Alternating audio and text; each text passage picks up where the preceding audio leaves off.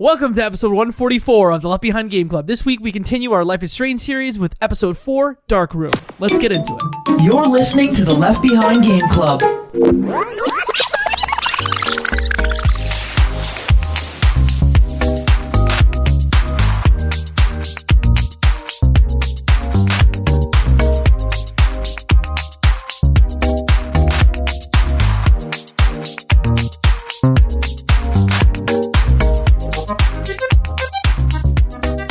Welcome to the Left Behind Game Club, our never-ending attempt to make sure that no game is left behind. I'm your host, Jacob McCord, and today I have two friends with me. The first friend, you know him, you love him. His name is Michael Ruffalo. Hey, I'm here to talk about Hottie McHotterson. And here to talk about Hottie McHotterson as well is our second friend, Flora Eloise. Hello. I am a pod and a cast. Boring. Just a quick warning, we are going into the fourth episode of Life is Strange. If you have not listened to our first 3 episodes, what you should do is go back and download the first episode about the series, which is episode 140, and then come back to this when you're ready. But y'all, this episode goes places, and I think before we dive in, we should recap what happened right at the end of episode 3, which actually just was kind of almost repeated at the beginning of episode 4. What happened was we went to a different timeline. In this alternative timeline, Chloe's father, who in the main timeline had passed away, was hit by a car. In this timeline, Chloe was actually the one that had a car accident and ended up in a wheelchair because of it. That's what happened at the end of episode 3. Episode 4 opens, and Max is hanging out with Chloe. Right. I think I remember making the argument that it was a net positive, because despite, potentially, being disabled or a quadriplegic, she had her father, and she seemed like she was in much better shape, emotionally, spiritually, etc., etc. But I think what we come to find out in the beginning of this episode is that, maybe that's not true. Maybe there's more context. I think you called it a trolley problem. Yes. Yep. I did. It's a classic utilitarian problem and or framework. And it seemed like the optimal solution to maximize utility. But we come to find out that's not the case, and we're faced with another ethical dilemma. Yes. Big one. So you hang out at the beach with Chloe. You watch a little bit of Blade Runner with her, and then you wake up in the morning, she's in a lot of pain, and then you really discover what's going on in her life, which her respiratory system is slowly failing. Quick question before we go any further. Yeah. Do you believe Deckard was a replicant? Can I tell you a secret about me? I've only seen Blade it. Runner in the last year. Oh, wait, but the original or? Both of them. I've only really seen both Blade Runners in the last 12 to 18 months. That's okay. I don't care when you've seen it, as long as you've seen it. Flora is showing the movies on Blu-ray as we're on this call. Help me out. So do you think Deckard was a replicant? Not to make this a cutscenes episode, but... Yes. Briefly put, this is actually a bit of a blind spot in my film catalog. I have only seen Blade Runner once, and the sequel is on that Blu-ray I haven't even seen. It was more of a pile of shame reveal than a claim to confidence. Oh, man. So yeah, replicant. I'm a big Nier replicant fan, so obviously I want everything to be a replicant. Mike? I don't know, and I would err on the side of not. Okay, interesting. Yeah. This is not an episode of cutscenes, but But anyways, as you were saying, you watch a movie together, and Chloe makes a request of you. And that request is? Put me out of my suffering. Yeah, simply put. Right? Is that pretty much the dilemma that we're faced with? Flora, did I miss an important piece of context? You're doing fine. I worry that we've skimmed over a lot of the emotional kind of bonding and time and set piece settling in that a lot of the episode tries to establish at the beginning. The first moral question of this episode is in fact really deep and profound and quite shocking, I think, to a first playthrough. And it's given to you in the guise of like Chloe is clearly in pain, specifically in her head, and she requests morphine. And so Max goes and seeks it out, and it gives you like a number of little moments to. I don't know how much either of you really explored some of the environments earlier on in the game and like the earlier episodes, like especially when we got to Chloe's house for the first time. I know, Mike, you said that like you were really looking around to see like who is this Joyce character and blah blah blah. Like I've heard so much about her, I really want to see it. And the set dressing of the actual house here while you're going to explore for the morphine is like there's a lot of like rewriting of that history in a way that's really quite like beautiful and kind of poignant, I think. And it's those sorts of things that I really enjoyed.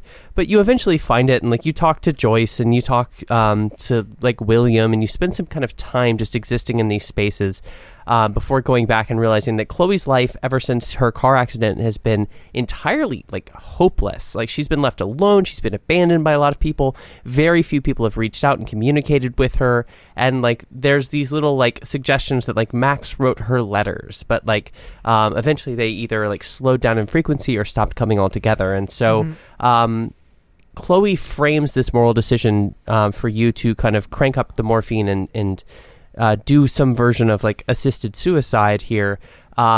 She frames it in terms of she knows that she's causing her family immense pain and financial burden, and so like there's bills stacking up on the table that are just they can't be met by the meager income of the household. And she knows she has overheard her parents like sobbing in the night and like kind of like worrying about her condition.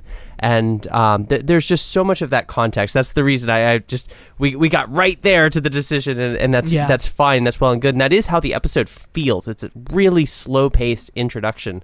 But I certainly don't want to take those like interactions for granted, because those are the things that I personally like cherished in the episode. So, yeah. The thing that was really striking to me was the empty bedroom.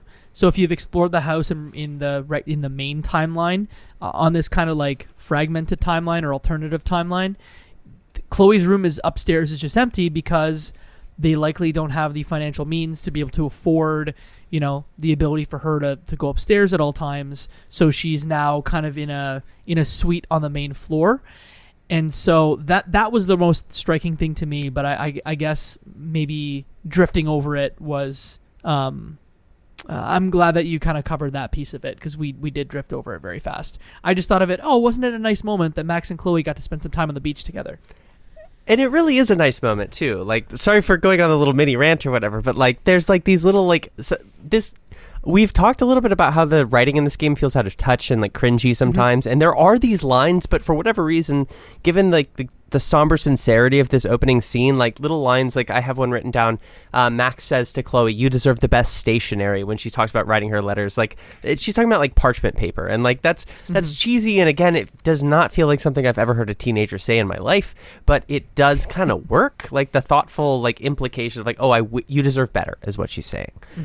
There's a number of those, and like Chloe also says, because this is like an alternate timeline, she's turned into a different person. Her hair is colored differently, her attitude, her emotions are all being expressed quite differently.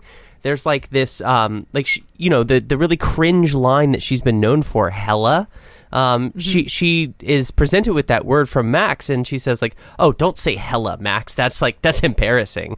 You know, like she doesn't know who Rachel Amber is, who's like, you know, kind of the crux of so much of the mystery in this game. She had heard about her in the paper or something along those lines. Yeah. Exactly. So all of those things are just kind of factoring into why I think that decision that I think we're about to talk about is so weighty. Not to mention you're talking about like an emotionally impossible decision. Speaking of trolley problems, where the different, you know, sides of the scale of suffering are just so complex, it's impossible to weigh them against each other. So, so you take a photo album for Chloe off the dresser for her to look at. And that's when she presents you with this very difficult choice of, hey, I know what's coming. My parents aren't around. Can you please crank my morphine to 11? And, you know, I will just go into a sleep and not Give me not that wake sweet, up. sweet release. Yeah, exactly. So in this one, you're actually offered 3 choices, but really it's 2. You can accept and do it. You can refuse. Or you can say, I don't know, which that's what I did the first time, because I thought I don't know would be this like this off ramp where I don't want to make this decision at all. Porridge. But no, it's not that at all. It's not a baby bear decision. It's either accept or refuse. So I need to know what y'all did here. Yeah, so I ended up accepting her request. I ended up going along with it. A couple of things kind of, led to that. When I saw the insane medical bills, when I saw the stress the family was under, when I saw Chloe wanting it but not being able to do it herself, it ultimately felt like, yeah, okay, I'd understand. It's not like you're in a position where this is more of a mental anguish, that might be fleeting and temporary. The cards had been dealt already, right? We knew what was going to happen at the end of everyone's hand. So it's just more about, do you allow her to have a bit more agency than what she might have typically? I don't think that there's like a clear yes or no here, right? Like I think in this game we've been faced with choices that were, are you a dick or are you not? Do you want to be okay? Like, is this really a tough choice or not? This one, felt, you could go either way. So I think the question is, are you a Kantian or a utilitarian? Are you a deontologist or not? And I think I went more of the utilitarian route over here. What did you choose, Jacob? I just can quickly say that I chose the same road, and I really wasn't thinking of any sort of like legal or ethical frameworks. I was literally just thinking like, this is something that, from what I can tell in this very limited set of interactions, this is something that Chloe really wants. It's probably not something that she would request lightly, especially knowing the collateral damage that it might do to Max's psyche. But had seen the damage around her. Damage is the wrong word. She had seen some of the pain that had been suffered around her and said that I'm experiencing a lot of pain.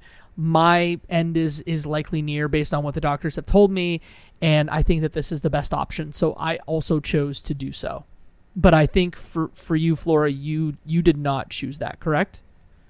Complicated answer here because this is the second playthrough. My first playthrough, Right. I took the same decision that both of you did. And that is in my heart where I think that the decision kind of needs to be made. Invoking moral frameworks of how to approach moral dilemmas, I think I would be closer to a virtue ethicist here. And it's about the relationship you have with Chloe rather than the more can you universalize this action or what are the consequences of this action for those who survive it. I personally the topic of assisted suicide is an incredibly contested one, and I think that that's true of probably many societies, but especially where I live in the U.S. And it's illegal here and everywhere that I'm aware of. There are some exceptions in 10 states, but you are doing something that is not only morally really really dicey and infinitely complex, as I think the framing of this dilemma suggests, but this is something that potentially could be framed as a criminal offense by the parents at the very least. I kind of wonder how they would react. I know that the timeline gets changed and so we never have to worry about those consequences, but immediately if that universe, what if Max goes through with this decision and then her time travel powers stall out again and she can't actually go back through the picture? The fact that this could have resulted quite differently where she was trapped in this alternate dimension, that's a possibility. And so this was a decision made, I think, with some degree of emotional recklessness and impulse. I don't mean that to criticize the decision being made here because, again, I made the same one you all did. The only reason in this playthrough that I chose the other option is just to see what would happen, which sadly I didn't feel like it was completely revolutionary because the timelines in a moment reset. And so the implication of your decision is really just for you. You have to live with it consciously. No one else in this game really does.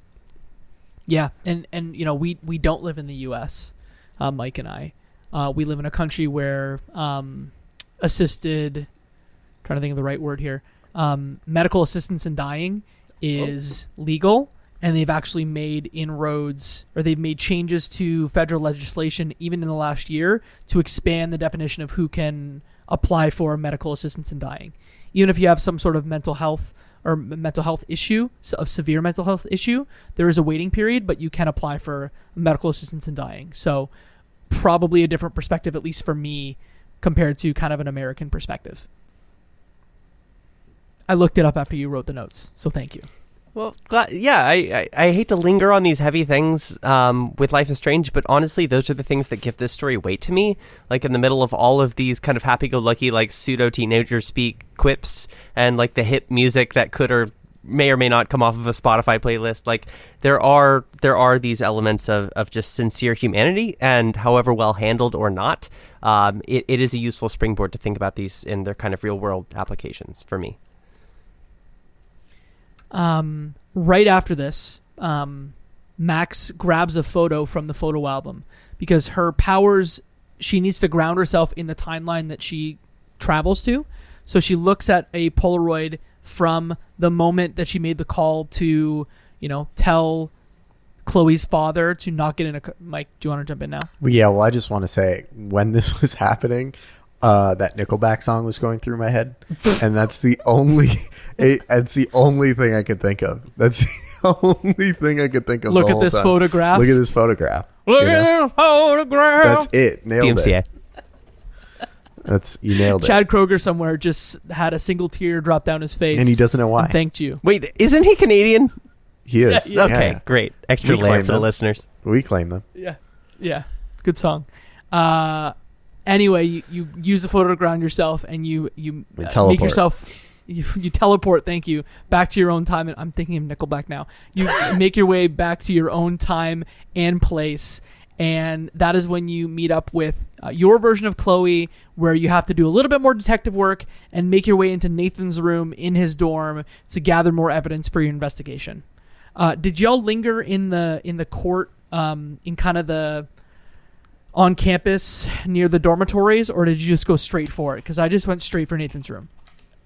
I actually think that I experienced something that you didn't hear, Jacob, because there is an extra scene that you experience Ooh, okay. if Kate survives the earlier episode. And You're right. Yep. remind me, you didn't save her on that playthrough? I did not. No. So if Kate survives up until this point, you actually can go to the hospital and meet with her. It's a very brief scene, but there is kind of like a little intermittent thing there. And so I was surprised to hear you jump straight to the dorm thing. But once I got on campus, I then went straight to Nathan's room pretty much. At that point, I was looking for the photographs for the 100% achievements.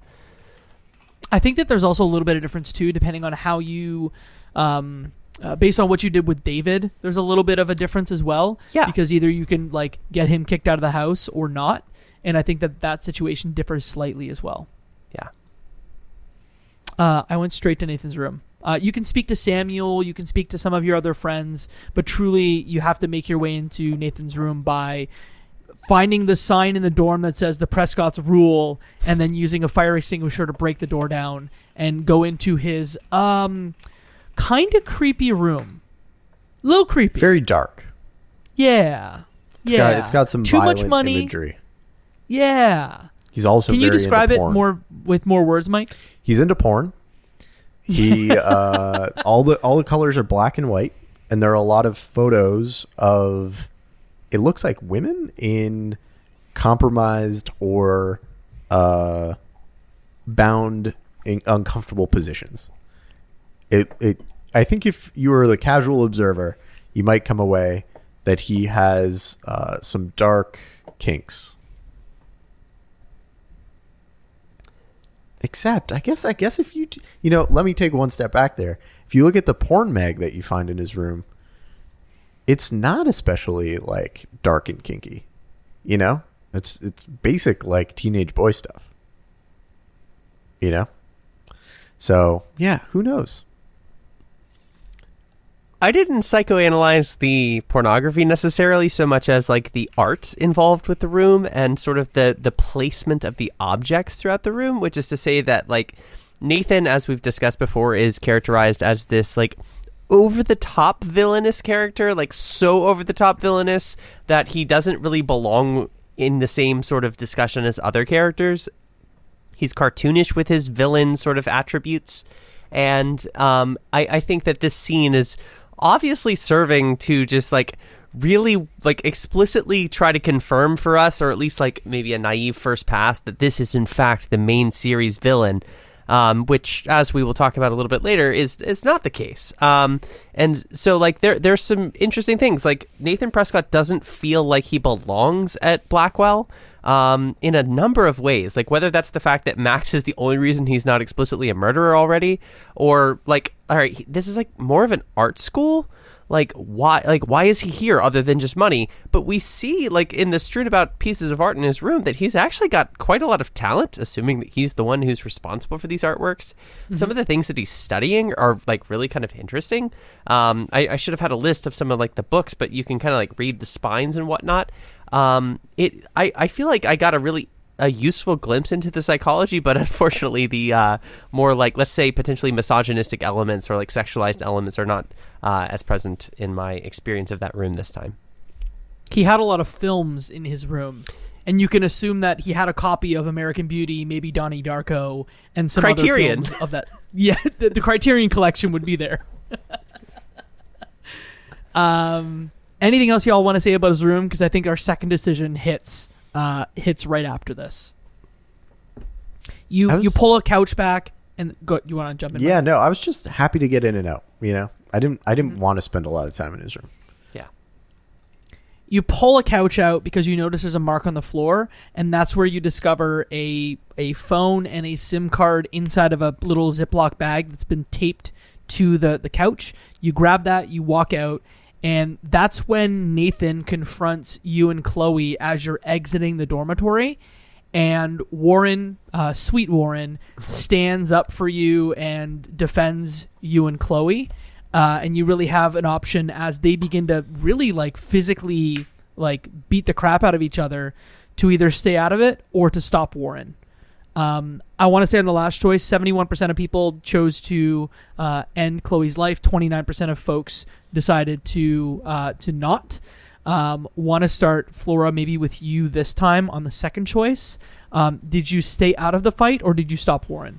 First playthrough, I did stop Warren because it felt like allowing him to go on this violent rampage was in some ways corrupting to, like, you know, you describe him as, like, sweet Warren. Like, there is a degree of naive innocence to this character, and I don't want him going down that path, you know, like literally just assaulting another guy, no matter what the context. Like, that's probably going to get him in trouble. I don't know why I'm thinking about all the, like, ramifications of these actions in this episode, but I definitely don't want this kid who otherwise has shown, like, a lot of, like, academic promise to, like, you know, ruin it just because he's protecting someone he cares about. And so by giving him that permission to, like, stop, hopefully that would prevent him from becoming that darker version of himself. But in this playthrough, just wanted to see what would happen, and then I was like, you know what, Nathan, you kind of deserve it, man. So although one thing, Warren gets called an alpha in this scene, and I just have to say that, no comment, just offering that to the listeners and moving on. Yeah, Mike, it's a funny moment. I totally let him beat up Nathan. That was like we went from a real complicated decision about whether you allow someone to, you know, end it all, or help them end it all, to a non-decision. It was like, do you let him get beat up or not? And it's like, yeah, not only did Nathan beat up Warren last time, but Nathan is the least sympathetic character so far. So yeah, he's gonna get his butt beat. And I didn't see any harm in it, you know? I started by stopping Warren, but I was kind of okay with the decision. But the thing that I wanted to go back to is because Nathan has a gun, and you actually don't take the gun. In that decision, if you just, you know, stop Warren, the gun just kind of gets kicked away. And I was like, that seems dangerous. If Nathan's the killer, I don't want him to have a gun. So that's the only reason I rewound and then let Warren beat up Nathan, because I wanted to see how both paths ended up. And in the Warren beats up Nathan path, Chloe actually takes the gun. So now she has two guns. Not sure why she needs two guns, but she has two guns now. America. And that's the only reason I chose that. And I think in this case, America. In this case, it was actually pretty 50-50. 45% of people let Warren beat up Nathan, and 55% of people stopped Warren from beating up Nathan. So where do we go from here? That's when we make our way over to our little friend, the drug dealer Frank, but not before seeing a beach full of beached whales, which was, again, another weird natural phenomena that's happening in Arcadia Bay. And that is kind of the last stop on the detective tour that you have to do in this game, where you need to find out about Frank's clients. So there's a particular order in this one where you need to do a certain amount of things that lead to a few different outcomes. What did y'all do here with Frank? Like, what? Yes. Go ahead, Mike. Yes. So you can either end up this encounter having killed Frank, you can end up having wounded him, or everybody can get along and nobody gets hurt. And basically, I think this one is designed to be rewound to see the different things, because when you come back out of the rewind, you have a conversation with Chloe where you're like, hey, just so you know, this could go real bad. You have to make a decision right now as to what you're going to do. Are you going to have Chloe throw away the gun? Are you going to have Chloe be aware that things could go really bad? What is going to happen here? And basically, I just kept rewinding until I found the optimal solution. And for me, that was making sure that Frank was not hurt. Everyone got by okay. Because I thought, like, this is needless for someone to have to die or get shot when I have this rewind power and we can all get through this with the optimal word choices. So yeah, this was, again, a very easy choice for me. Yeah, I think it's so interesting that you frame this as like a scene or a choice that's it's designed to be rewound, because I felt the exact same way. And it made me realize that at least two of the decisions around this game, previous episodes included, when Frank is present, that seems to be the way that decisions are framed. If you remember the junkyard with the gun earlier and whether you shoot him or like try to or not, I wonder why that is. And it makes me think about like how that may or may not be present in other contexts where Frank is a character. But I didn't shoot him in my first playthrough. I ended up, I take that back. I think I like shot him in the leg or something, like I wounded him. But it wasn't like, SpongeBob Rainbow's decision, everyone kumbaya. This playthrough, however, just trying to get through it and also just see what else might happen, shot him and his dog, and both of them were dead, which I thought was kind of an unnecessary like insult to injury. It really does not want you to move forward with that decision. I think the dog being the obvious kind of weight on the scale there, but looking at the percentages here of who chose that, I am one of 5% of players who shot and killed Frank, which I think is one of the lowest percentages of any major choice outcome so far in 1 through 4 episode. Makes me have more faith in people. People love animals. Maybe not Frank. Yeah, and that was the thing. Like, whenever, like, I cry when there's a TikTok of a cat or a dog that is like picked up off the street and then brought to a vet clinic. Like, I did that at 6:00 today. Like, I watched a 2-minute TikTok and it made me cry. So like, pets are always a step over the line for me. But in this case, I rewound and went forward about 3 or 4 times, and I didn't look at a guide or anything like that, so I just went forward with what I thought was the best decision in the moment. I went through the first time where you kill them both, and it really shakes Chloe up. The second time you shoot him in the leg, and I was like, there's probably something better. And if you throw away the gun, there's actually a knife fight that happens. Frank pulls his knife, and Chloe, like, essentially stabs him in the same place in the leg where he had been shot before. So I'm like, oh, maybe this is meant to happen, and being wounded in the leg is my best possible outcome. So I think I'm going to stop here. So that was in this playthrough, or this episode specifically, I really either like follow my gut, or I just like really think of the mechanics of the game and just go with a choice that mechanically makes the most sense. So that's what I did here. I don't remember who was on the Night in the Woods episode, but I just am picturing when you say knife fight, like the little like knife fight from that game where it's just the 2 detached hands, and then I don't know. That just added a nice image. What a world we live in, where people feel more sympathy for an animal than a fellow man.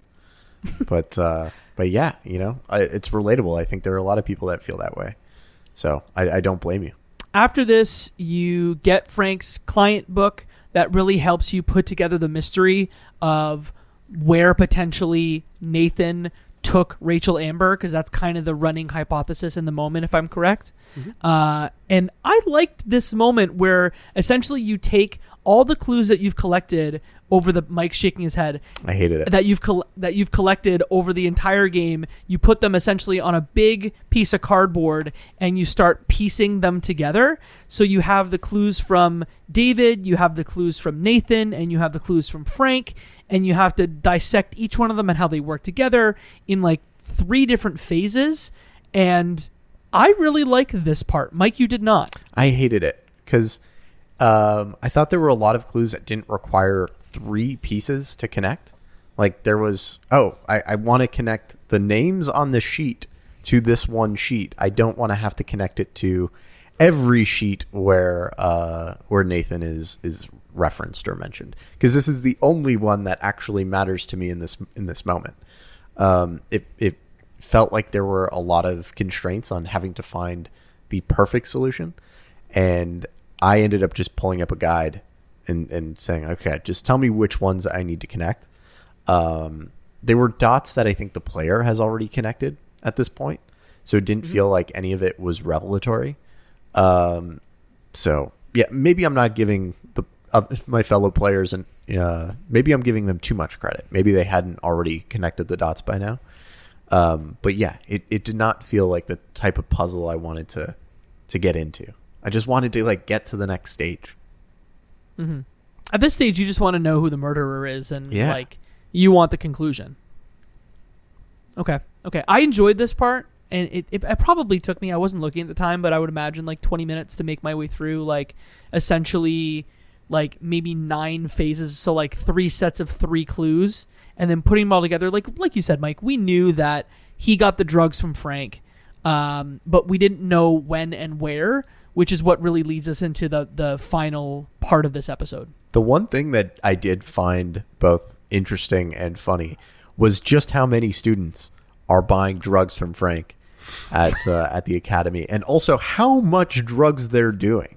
These are not like low quantities or kiddie drugs. There's some serious stuff in there, and they are doing a lot of it. I did not go to those parties in high school. So lots of GHB, much GHB. Yeah, a lot of drugs, period. So I thought it was funny. I thought it was funny how he nicknamed certain students with different animals that reflected them. But yeah, ultimately wanted to get past this. What about you, Flora? As far as the actual like putting together the clues and such, on the second playthrough I just used a guide, and I don't remember how it emotionally felt on the first playthrough. Like I don't remember using a guide. I must have brute forced my way through it, or like you did, sort of just kind of like already have put together the clues in my head, so it was more like a formality. But here this replay of Life is Strange with all of the puzzles, they just feel like they get in the way of the thing I actually care about most of the time, which is to say like decision making and like emotional like bonds between characters and stuff like that. So it was completely frictionless, and I don't really have anything to say about it, unfortunately, just because I was following like, okay, click these 3 things, and just moved it along. I felt like I was playing out my Ghost Rider fantasies, like the television show from the 90s. I was living that out, or this really shifted tonally from like a high school drama. And actually Katie, who hosts the show, also, me and her were texting last night about it because she's played Life is Strange before, and we both talked about how much of a tonal shift there was in this episode from being like literally Euphoria to being Criminal Minds. And I say that because of what happens next. We find out from the clues that Nathan at a certain time on a certain date, I think it was like October 4th at 11 p.m., decided that he wanted to meet up with Frank at a certain location, which was a barn. So we go to the barn, Max and Chloe do. We drive there, we enter, we find out that it's a barn that has been in Nathan's family for essentially 100 years. And at first glance, it looks like a regular barn, but we slowly discover there's a trap door with a padlock on it. Use a puzzle, rewind time to get in there. And that's when we discover that he has a very sophisticated underground bunker that cost $1.3 million to build underneath this barn, that leads to something really, really twisted. I don't even know how to describe it. Me neither. It's all on you, Flora. Well, Yeah, it's not an easy and comfortable thing to talk it through, but throughout earlier reveals in the other episodes, we've seen a lot of hints at this space, and this episode 4, is called the Dark Room, if I'm not mistaken, and so it's effectively that. Like, it looks like it's this kind of out in the middle of nowhere property where there's going to be no sophisticated technology, no, like, sort of, like, even electricity, and yet you find this incredibly sterile environment. There's a lot of, like, white tile and reflective surfaces and, like, curtains, almost like a meat locker is sort of how it feels in some sense.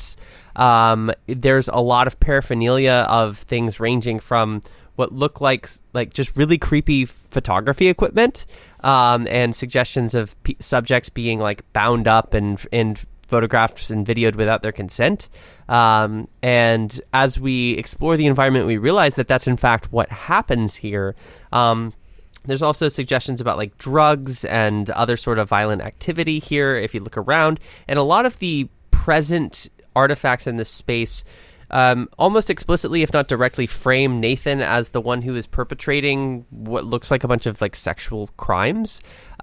We also find like a series of locker cabinet sort of things, which, as again the end of various episodes prior to this have pointed out to us and revealed, there's literally like binders of women, like photographs and stuff, almost always students, and not the Romney kind. Correct. Yeah, like that's like, it seems like it should be a parody in terms of how like over the top it is, but it is, as I think both of you deferring this to me, it's just uncomfortable to be in this space. And I haven't done this with previous episodes, but I just glanced through like one or two like day of reviews for episode 4 just to see like what did people say at critical reception to this, like how did they feel about this episode, because I have a lot of mixed feelings here. But there's a term, and I should have sourced this, but like the voyeurism of abuse, which I think that this scene really just does a lot of, which is to say we see a lot of these people being abused, and like as a player you're encouraged to explore and like you're rewarded with like new information when you see these things. And on this second playthrough, like I think the first playthrough for me, I was very much taking it all in, like, oh my god, okay, so here's like this clearly is some like orchestrated mastermind, like again $1.3 million worth of a space, which I guess in 2022 means nothing anymore, but at the time it really, I mean, like it seems like this is an incredibly elaborate and sophisticated space. Now on a second playthrough, I'm just uncomfortable even as a player being there, but I don't want to oversell that discomfort either. Like it's just like I'm only going to be here to get the thing I need and then I'm gone sort of feeling. Yeah. It's really not, because I think in a lot of games what you'll get is like almost like the Bond villain version of this, which is like, I don't want to say as dark and twisted, but it has a certain sheen on it of like, this man is a villain, this woman is a villain, this person is a villain, this girl is on fire. Oh, but this is like this is a creepy space. Yeah, very creepy. Yeah, and like you said, the binders of women, Kate being one of them, disturbing. The thing that you notice is that there are a lot of them. There are probably 20 of them, some names that you don't recognize. But then there's Victoria's binder, which you grab and it's empty, which you then say, oh, then Nathan is going and targeting Victoria next. Yeah. You know it's coming, right? You know it's coming down the pipeline. And then you're again put in the spot of like, how do you go and help protect this person? Who has not especially been good to you and that you don't especially have a trusting relationship. Who sold you up the river like many times, bullied you, etc. But I mean that's the final choice. But before we talk about that choice though, I do want to spend some time talking. Is there anything I missed, Flora? Nothing that you missed. I just want to like maybe connect an extra dot and say that this revelation in this dark room is also what leads you to discovering Rachel's corpse, which is buried out in the junkyard. And that's an incredibly emotionally resonant scene, like a big reveal, because clearly Chloe has been in denial about her friend being actually dead. There's a lot of insecurity that you can read in the subtext, which we've discussed in previous podcast episodes about, like, I think she sort of is grappling with whether or not her friend even abandoned her, or whether she's actually like been lost and killed here. So that's another, like, I think, stake in the ground, leading them to have that increased urgency to go seek out Victoria, protect her, and save her from Nathan. So Yeah. Maybe I'm like needlessly skeptical here, but I just didn't actually believe that was Rachel Amber. I just assumed it was like, maybe I thought this was like a twist that they were trying to like build up that I just wasn't buying. I thought like, oh, maybe this is, the body of some animal. And that at this point it's been so decomposed, or it's in the process of decomposition, that no one's getting too close to it to actually take a look. Also, if it is her, what a weird space for it to be, considering how much time you had spent there previous. Yeah, because you end up seeing a picture of Rachel being bound and having a rebellious look on her face while this is going on, and that's when kind of Chloe recognizes, thank you for calling that out, Flora, that this actually happened in the junkyard. So you go to the junkyard twice in the episode, which is why I had forgotten it happens twice. You go back after this Vortex Club scene, but I would love to set the scene about the Vortex Club party. So you go and discover Rachel Amber's body at the junkyard. You say, hey, we need to find Nathan right away, and tell Victoria what is happening, and maybe try and even, take out Nathan or apprehend Nathan. Mostly they were worried about Victoria. So they go to this party, which is happening in the pool on campus, which we visited in a previous episode. And this is one of those moments where we've talked about the Frenchmen that are writing this teenage American drama, and I feel like this is the moment where I'm like, oh, this is the party from American Psycho in the club, but is actually in a pool in a children's high school. Oh, good pull. Good pull. Thank you. Do you host can you a movie compare it to something podcast? else? Sorry, what'd you say? Do you host a movie podcast? podcast? Yeah. Yeah, Okay. I do. Yeah. Sounds like it. Yeah, thank you. Films. Yeah, it was this. Okay, 1, super stylish party. Uh-huh. 2, way over the top. 3, how are they doing this on school property? Yeah. How are they paying for it? Yeah, but like, Why is Mr. Jefferson just here? Even if payment aside, like, how is any school administrator just like blind to the fact that they are hosting this party at the school pool where, like, yeah, no diving, no running, no other things. And also an expensive DJ equipment just like above the water. I'm sorry, what? This just, yeah. You also mentioned earlier the drugs, like that all these kids are like clearly on the same like dealer's like contact list or whatever. Like, this is so transparently framed as like a full on rave. Like, even the music that's like thundering through this space. Wonderful song, by the way. And like you could just really tell, like, it's so unrealistic, and that comes down to like the VIP area in the back, which just doesn't. It's like it's constructed through like curtains and stuff. It just doesn't really make sense. In a moment, like, Mr. Jefferson comes out and gives like a speech, and if you overhear what the students say or like read the subtitles, like they're like cheering him on like a bunch of drunk people at a concert. Like it's some like I can't think of like what the highest energy concert would potentially be, but like it feels like just. This is not how people would speak to their teacher, even at like the highest energy social event in a high school. Yeah. All of that is just glaring to me as someone who like is around such events with some degree of regularity. Yeah. If I was in the crowd, I would have yelled, Hottie McHotterson! Oh my God! I thought I heard your VO on that one. Yeah. Yeah. No, I was just gonna say, Flora, you're hanging around high school parties? Luckily, no. Occasionally in proximity to some such celebrations. So yes, basically, it's kind of like a Hitman level in a way. You've got to find your way into the party. You've got to do some fun rewind mechanics, get past some guards, and get into the party. And then you bump into Victoria, and she says, you're not allowed back here. I'm going to have you ejected.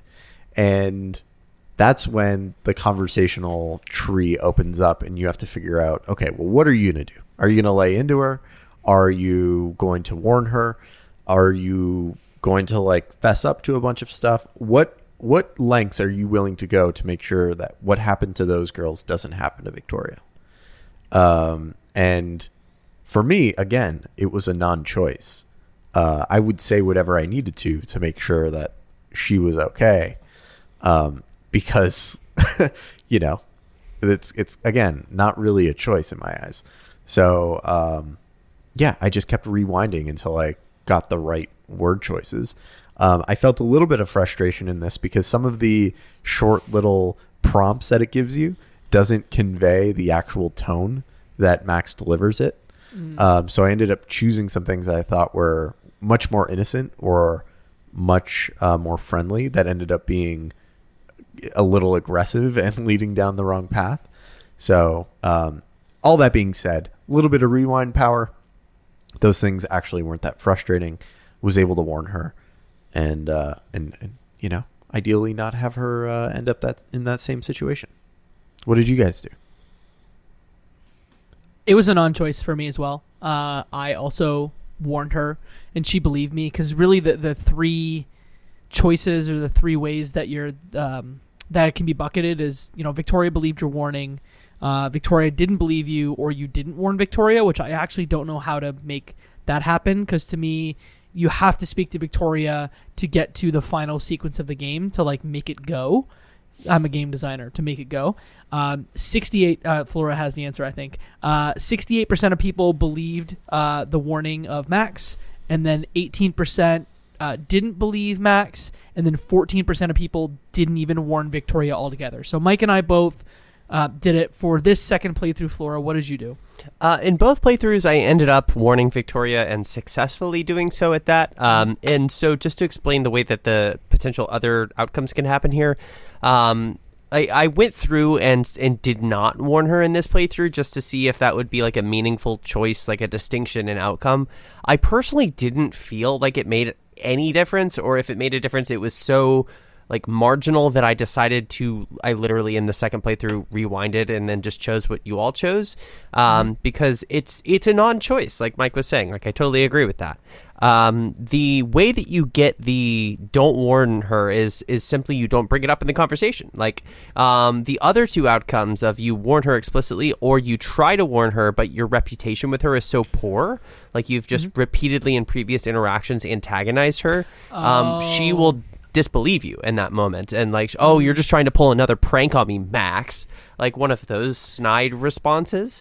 The binary is pretty clear here, but there is a possibility, like if you've been a total jerk the entire time and not tried to reconcile with her, I want to say as early as episode 1 you have a chance to like kind of like make amends briefly with her. If you choose to reject those every single time and just be the petty little high schooler, like, oh, this is my drama mean girls clique, then she will then kind of rebuke you in that scene and you will not be able to convince her of that. Yeah, and just to convey, Max here provides some very stern warnings about Nathan, and that they've seen some things, and that, like, irrespective of what has happened between them in their relationship, that she should believe him. Again, I'm just really happy that 70% of players chose to do the right thing in this case. Big thumbs up. And then the thing happens. I worry about the others. You worry about the others. Yeah, yes. Me too. The thing happens. I don't think I can talk about what happens next because it'll probably make me emotional. Jacob, I think you're the only person that can. I think you're the person who needs to swim in it. Oh, okay. I know what we're talking about. That took me like that amount of time. Hottie McHotterson. Oh my God. Just, let's remind people. Jacob made a bet on who... on maybe not episode 1, but early on. I made a little bit of a sadistic bet, kind of too, eh? Yeah. So Jacob made a bet, maybe not episode 1, but early on, that the true villain of this story would be Hottie McHotterson, the photographer teacher, Mr. Jefferson. And what do we end up finding, Jacob? So, you make your way back to the junkyard to go back to Rachel Amber's body, And that's when something. It's funny. For a second, I thought the game, the episode 4, was actually going to end before the Vortex Club party, because there's a pre-rendered cutscene that happens. So I thought, Agreed. oh, this must be the end. The Vortex Club is going to be episode 5. But you experience that. You get another pre-rendered cutscene where they're, grabbing her body to pull it out. And that's when, very quickly, you get injected in your neck with the same drug that I presume is being used on the other victims. Your screen goes kind of blurry, like it's gone when you use your rewind power too much. And very quickly, Chloe gets shot and killed, like murdered. And looking over you as you are paralyzed is none other than Mr. Jefferson. This became an episode of Criminal Minds really quickly, and boy, hey, you got me to say The halo effect trumps all. Yeah. Oh boy. Yeah. What a revelation. I still don't get it. I don't understand the Prescott connection to Jefferson. I don't understand Jefferson being the perfect person in this case. Like, once we saw the dungeon that Nathan has under the Prescott barn, I was like, well, okay, it's Nathan. Like, I don't know where Jefferson fits in. Obviously, he'll be a part of this, but Nathan's the real big bad. But boy, oh boy, do we realize that Mr. Jefferson is the big bad. What if he's secretly a Prescott? Flora knows, and I think she's trying to keep her composure here. From her face, I'm going to say he's not a Prescott. But yeah, I'm also very confused. Oh, Flora's... I didn't realize I was giving anything away with my expression. No, the smirk that you picked up, I was just thinking this is some weird, like, Game of Thrones, this person is secretly Prescott, like, lineage concern. Yeah, that was all. I don't feel at liberty to say anything at this point. Speculate away. Mike, let's speculate before we end this episode. What is going to happen here? Clearly, we're going to be taken back to the dungeon. Yep. Some bad stuff's going to happen. Yep. It's going to be like the end of Girl with the Dragon Tattoo. I've not seen that movie. Don't you host a movie podcast? I do. Oh! About video game movies. Get them. Okay. Well, it's a good book and it's a good movie. Both versions, the Swedish and the American. It's going to be like that. Can you spell that out? Because you are not the first person. Okay. I've seen that comparison so many times. I saw Girl with Dragon Tattoo when I was much younger, but I actually don't know what people are comparing there, but I guess I rejected. Yeah, no, I will not. All right, I'll leave it to the listeners to tag me in the Discord. Yeah, I expect people in the Discord to explain it. Can I say, I don't want to talk about what's going to happen between Nathan and Max, but I'm not convinced Chloe's dead. Did she get shot in the head? She got shot in the body. She got shot right in the head. I thought that was that was a serious, what the? That was a kill shot. Yeah. Oof. There was no, that was one of the other things. I was like, oh, maybe it's not Rachel Amber, because that was definitely Chloe dead, I think the only way you get out of this is if Max has some magical look at this photograph powers that pulls her back into a different timeline.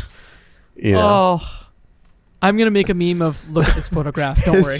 Look, she's got the Nickelback power. Any further thoughts about episode 4 of Life is Strange, Dark Room, before we close? None. It was a little bit fast paced. Again, a lot of the decisions were non-decisions. But the ones that were heavy, were difficult. What do you think, Flora? This was fine. I'm sorry that I talked so much, like at the very beginning, and almost ranted. How dare you talk on a podcast you're hosting? No, sorry. I'm not apologizing for talking. I felt like a lot of my comments were correcting or something at the beginning, and I went on like little mini things, and I was self-conscious about that, and so I tried to like pull that back. So with that self-consciousness aside, I think we talked about everything I wanted to, and I think had a few laughs along the way, and now I'm compelled to Google girl with dragon tattoo, Life is Strange. So hopefully those sentiments are generally reflected. I don't have any other thoughts. I'm just excited to play this one. Our next episode is going to cover the 5th and final episode of Life is Strange. So if you've made it this far and you have not subscribed to our podcast, what are you doing? You can find it on all major podcasting platforms. Just hit subscribe, because that really helps us when you subscribe to the podcast and not just listen to the episodes piecemeal. You can find us on the internet at Left Behind Club on Twitter, at Left Behind Game Club on Instagram. Mike, are you just in a therapeutic listening to my voice moment? I'm always there all day. Yeah. Whenever we're in huddles, you don't even realize it. My eyes are closed. I'm just vibing. Yeah, my voice grates me, so I don't know how you do it.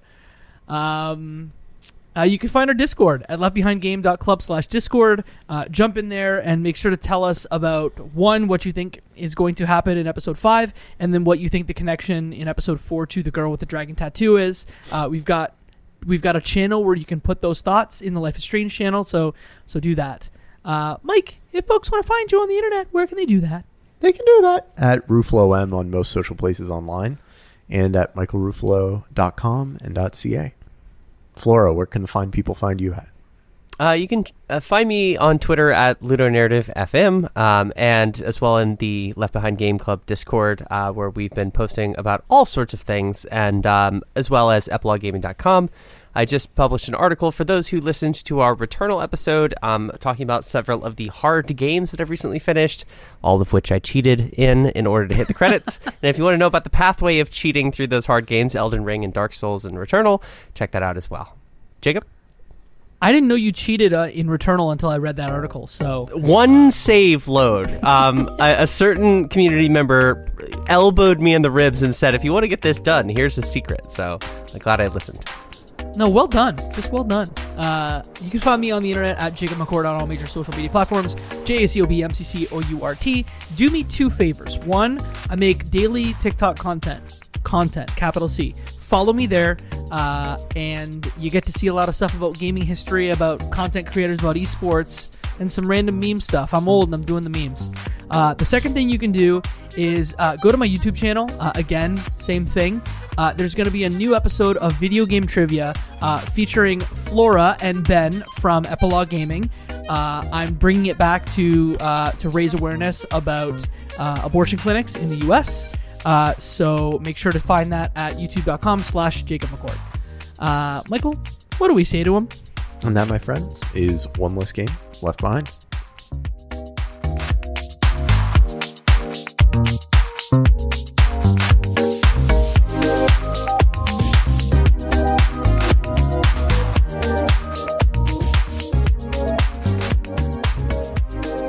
Welcome to episode 144 of the Left Behind Game Club. This week we play... That's